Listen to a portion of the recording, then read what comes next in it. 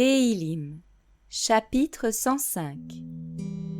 Célébrez Yahweh, invoquez son nom. Faites connaître parmi les peuples ses œuvres. Chantez-lui des psaumes. Parlez de toutes ses merveilles. Glorifiez-vous de son saint nom, et que le cœur de ceux qui cherchent Yahweh se réjouisse. Recherchez Yahweh et sa puissance. Cherchez continuellement sa face. Souvenez-vous de ses merveilles qu'il a faites, de ses miracles et des jugements de sa bouche. Postérité d'Abraham, son serviteur, enfant de Yaakov, ses élus. Il est Yahweh, notre Elohim. Ses jugements sont sur toute la terre.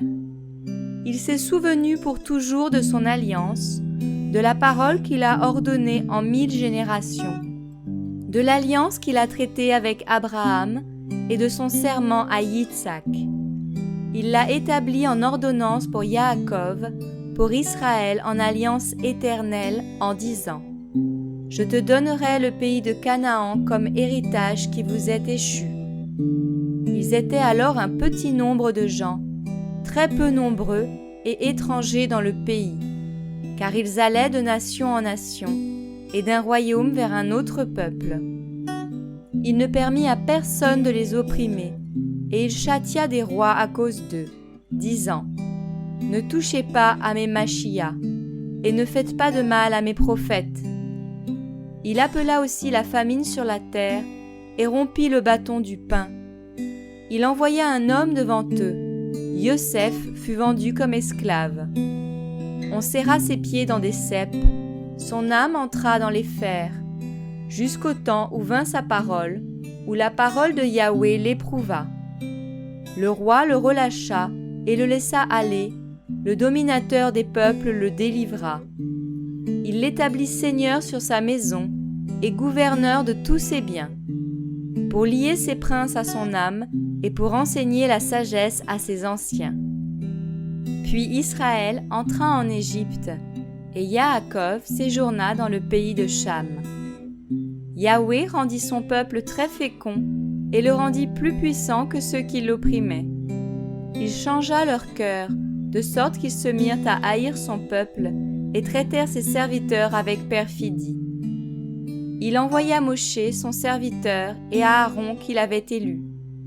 Ils accomplirent au milieu d'eux des prodiges et des miracles qu'ils avaient eu la charge de faire dans le pays de Cham.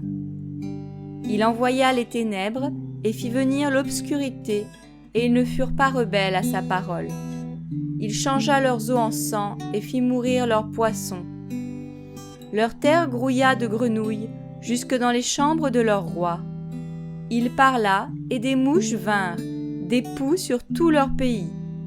Il leur donna pour pluie de la grêle et un feu flamboyant sur la terre. Il frappa leurs vignes et leurs figuiers, et il brisa les arbres de leur pays. Il ordonna et les sauterelles vinrent, des jeunes sauterelles sans nombre, qui dévorèrent toute l'herbe du pays et qui dévorèrent le fruit de leur terroir.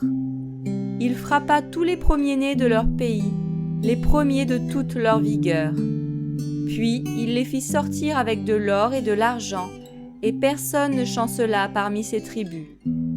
L'Égypte se réjouit à leur départ, car la peur qu'ils avaient d'eux les avait saisis.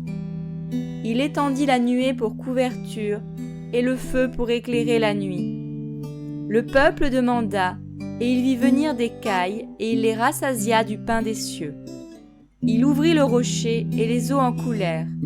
Elles se répandirent comme un fleuve dans les lieux arides, car il se souvint de sa parole sainte qu'il avait donnée à Abraham son serviteur.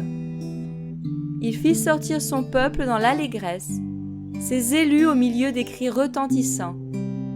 Il leur donna les terres des nations, et ils possédèrent le fruit du travail des peuples, afin qu'ils gardent ses statuts et qu'ils observent sa Torah. Alléluia!